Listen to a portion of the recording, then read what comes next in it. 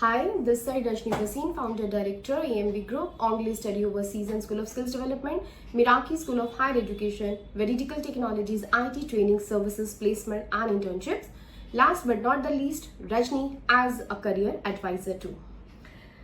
जैसे मैं हमेशा वीडियो बना रही हूँ लेटेस्ट टॉपिक्स के ऊपर और ये वीडियोस जो है वो डेडिकेट है 12th standard pass out students के लिए जो स्टूडेंट्स कन्फ्यूजन में रहते हैं और बहुत कॉमन से जो डिग्री प्रोग्राम्स हैं उसी में ही कैंडिडेट्स या पेरेंट्स इंक्लाइंड होते हैं और मेरी कोशिश ये होगी कि एक अवेयरनेस दे सकूं और स्टूडेंट्स को ये आइडिया दे सकूं कि यस और भी ऐसे प्रोग्राम्स हैं जिसमें एक कैंडिडेट का करियर जो है वो बन सकता है बट द कंडीशन इज कि क्या कैंडिडेट उसमें इंटरेस्टेड है या उसमें उसकी स्किल्स है या नहीं, वो तो 1-on-1 काउंसलिंग के बेस पर ही पता चलेगा।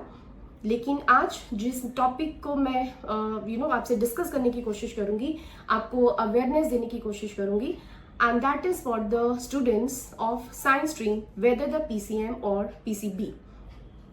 जनरली स्टूडेंट्स का फोकस अगर पीसीबी है तो मेडिकल एमबीबीएस है। नाउअडेज बीडीएस, बीएमएस, बीएचएमएस बहुत वेरिएशंस है लाइक द बी फार्मा और बीपीटी, तो इन प्रोग्राम्स में भी कैंडिडेट एडमिशन्स ले रहे हैं। और अगर हम पीसीएम की बात करें तो स्टूडेंट्स का और पेरेंट्स का जनरली जो इंक्लिनेशन होता है that is towards a BTech in CS and IT.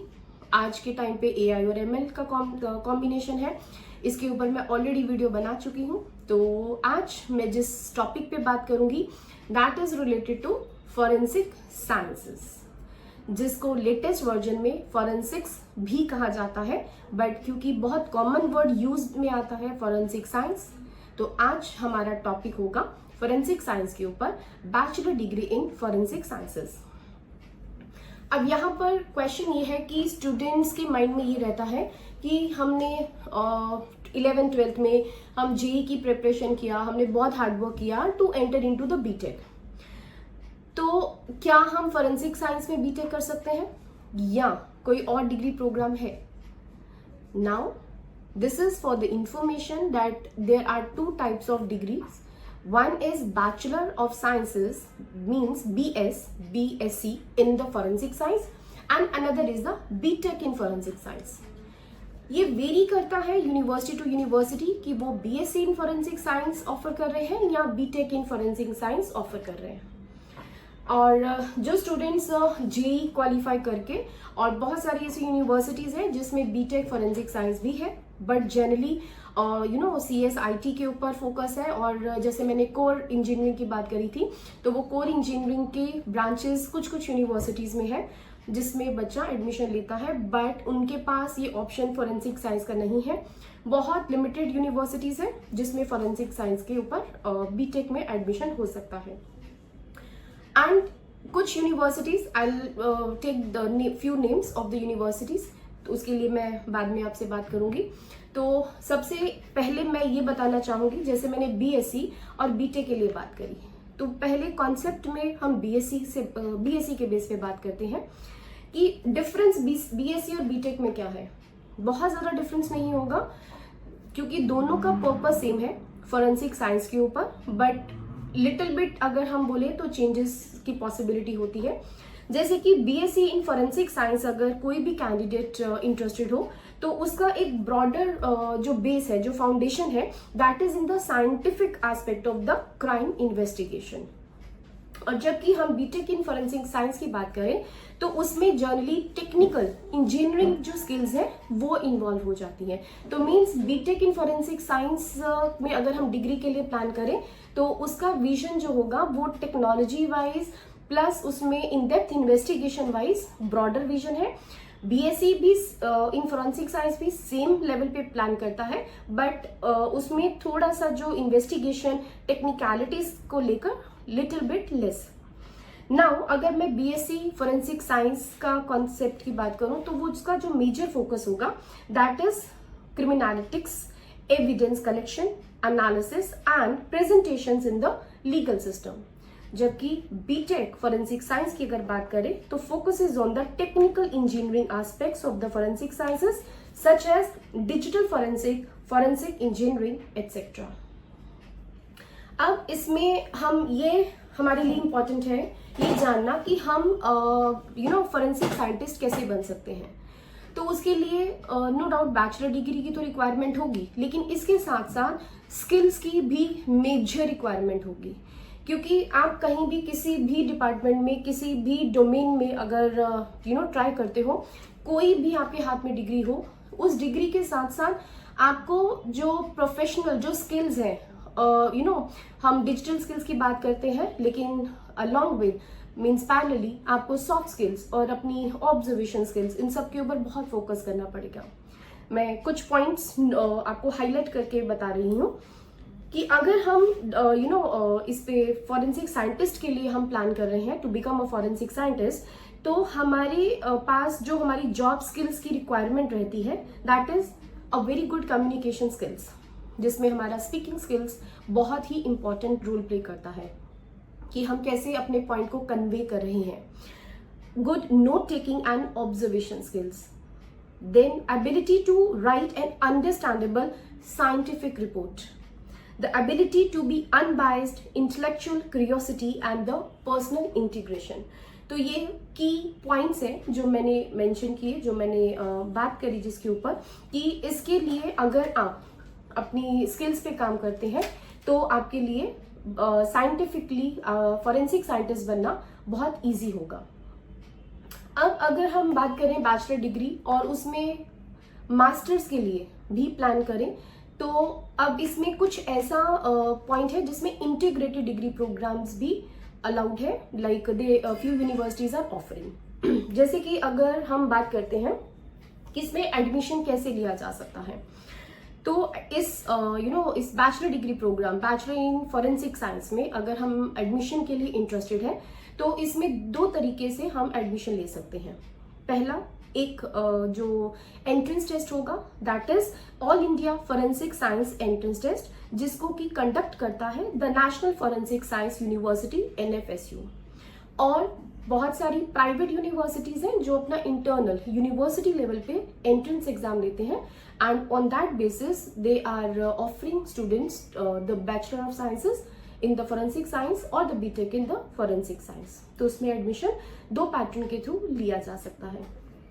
अब अगर मैं बात करूं नेशनल फॉरेंसिक साइंस यूनिवर्सिटी की, तो उस केस में जो कुछ एफिलिएटेड कॉलेजेस हैं, जैसे कि Lloyd institute of forensic sciences greater Noida UP, institute of road traffic education, college of traffic management Faridabad Haryana, Narayan Shastri institute of technology, institute of forensic sciences and cyber security NSIT IFSCS, UP state institute of forensic sciences that is in Uttar Pradesh. अगर इन institutes की मैं बात करूं तो इसमें major integrated programs है BS and MS in the forensic science. और अगर कोई भी कैंडिडेट इंटीग्रेटेड प्रोग्राम में इंटरेस्टेड नहीं है और वो सिंपल बैचलर डिग्री और उसके बाद वो प्लान करना चाहते हैं मास्टर डिग्री, तो they can opt the another pathway that is internal university entrance exam, और उसके बेसिस पे वो BSc इन फॉरेंसिक साइंस या फिर BTech इन फॉरेंसिक साइंस में एडमिशन ले सकते हैं। अब मैं थोड़ा सा ओवरव्यू डिफरेंट एस्पेक्ट पे देना चाहूंगी। जैसे मैं BTech की बात कर रही हूँ, तो BTech में डिफरेंट डोमेन्स हैं, उसमें से मैं कुछ डोमेन्स के पॉइंट को हाईलाइट कर रही हूँ। जैसे कि students BTech in food technology, BTech in civil engineering, nano engineering etcetera, इसमें एडमिशन ले रहे हैं। तो क्या इस में जर्नल एडमिशन के बेसिस पर क्या वो फॉरेंसिक साइंस के टूवर्ड्स क्या वो अपने आप को मोल्ड कर सकते हैं अगर उनका इंटरेस्ट है तो? अब इसमें अगर एक कैंडिडेट, कोई भी कैंडिडेट, उसका इंटरेस्ट BTech फूड टेक्नोलॉजी में है, तो उनको ये अवेयरनेस होनी चाहिए कि through the BTech in food technology we can divert our specialization purely from the food to the forensic food technology.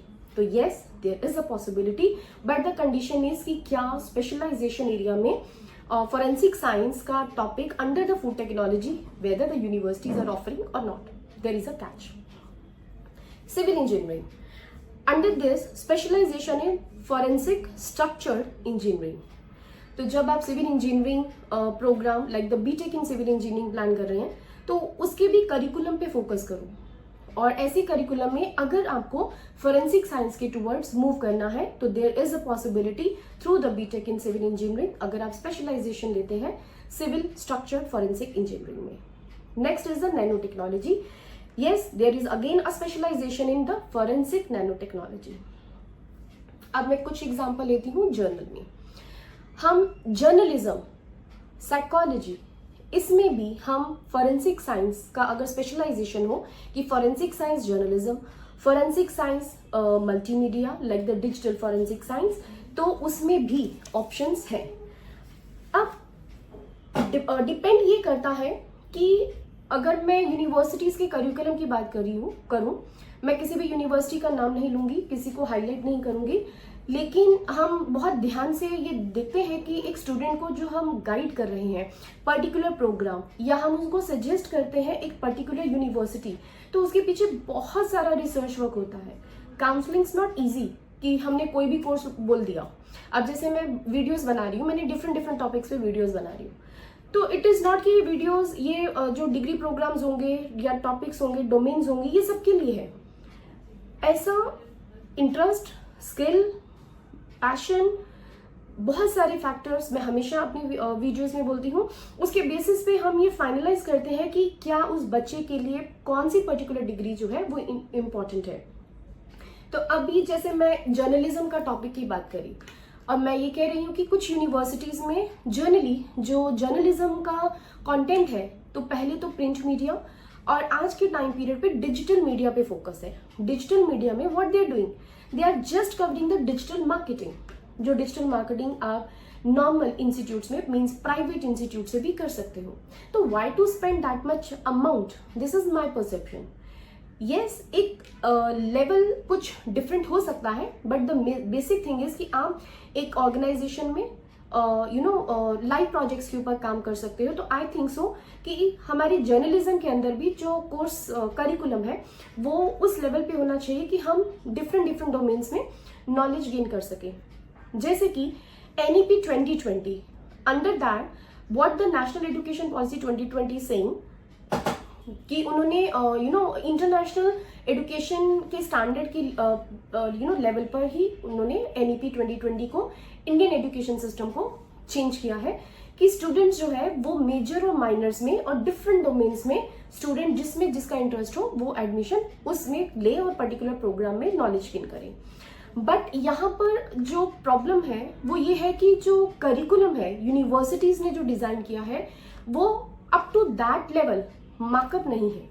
मैं जैसे जर्नलिज्म की बात कर रही हूँ कि क्या जर्नलिज्म में सिर्फ print media, anchoring, reporting, backend job, graphics की जॉब्स या कंटेंट राइटिंग की जॉब्स है, या फिर हम उसको फोरेंसिक जर्नलिज्म के अंडर भी एंट्री कर सकते हैं। अगर ये वीडियोस कुछ यूनिवर्सिटीज के ऑनर या प्रोफेसर्स या फिर डीन्स सुन रहे हो और अगर उनके करिकुलम में फोरेंसिक जर्नलिज्म का पार्ट नहीं है तो they can consider my suggestion, my idea कि क्यों ना उसमें हम इन्वॉल्व करें और जर्नलिज्म भी हम उस लेवल तक लेके जाएं जहां तक स्टूडेंट अगर इंटरेस्टेड है तो वो स्पेशलाइजेशन ऑप्ट कर सकते हैं। Next is multimedia journalism, multimedia forensic sciences. ये मेजर पार्ट है डिजिटल मीडिया का, डिजिटल फोरेंसिक के अंडर, जिसमें हम मल्टीमीडिया की बात कर रहे हैं। आज के टाइम पीरियड पर बहुत सारा साइबर क्राइम हो रहा है, सोशल मीडिया में फ्रॉड्स हो रहे हैं, then the you can say the counterfeit detections हो रही हैं।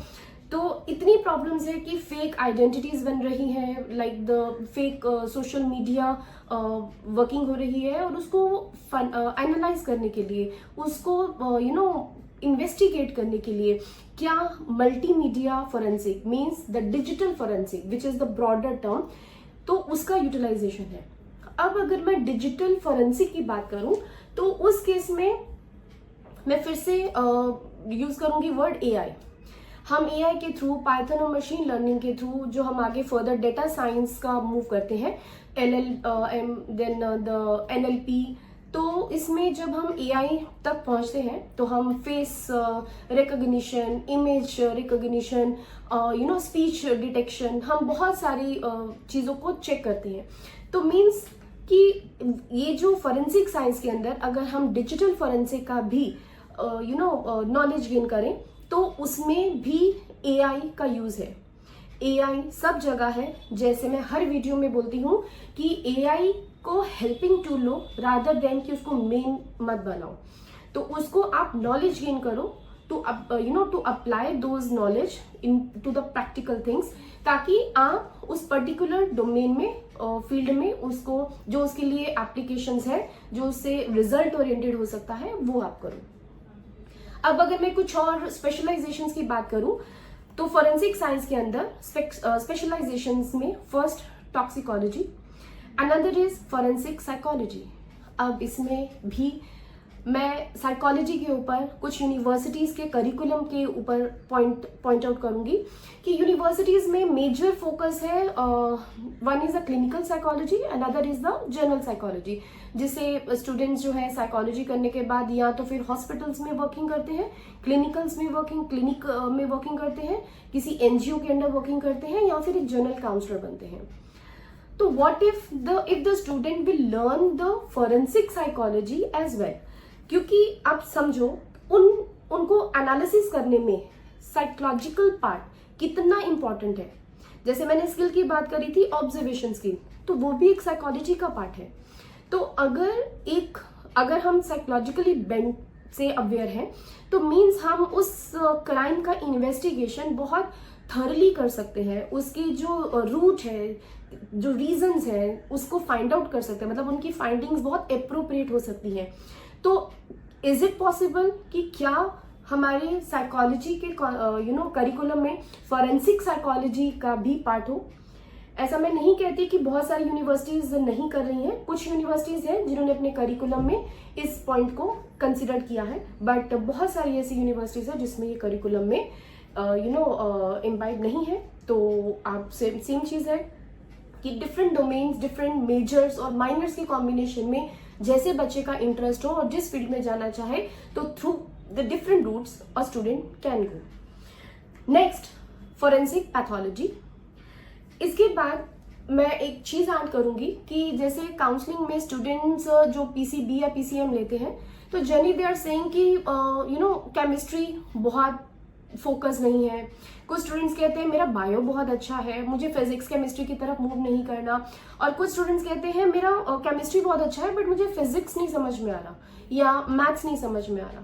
ठीक है, आप मैथ्स पे फोकस करो, लेकिन अगर मैं बायो की बात करूं तो forensic biology is there, chemistry की बात करूं तो forensic chemistry is also there. तो मीन्स उन स्टूडेंट्स के लिए ये भी ऑप्शन हो सकता है कि बायो को मेन लेकर क्या उनका माइंडसेट है कि वो फॉरेंसिक बायोलॉजी की तरफ मूव करें, फॉरेंसिक केमिस्ट्री की तरफ मूव करें, नेक्स्ट डीएनए की तरफ मूव करें, forensic anthropology is there, digital forensic I have already discussed, fingerprints के ऊपर भी थरली जो है वो इन्वेस्टिगेशन की पॉसिबिलिटीज होती हैं। तो why not to be the specialised scientist in recognizing the fingerprints, forensic accounting, forensic entomology, handwriting, crime prevention, criminal law, seriology and forensic odontology।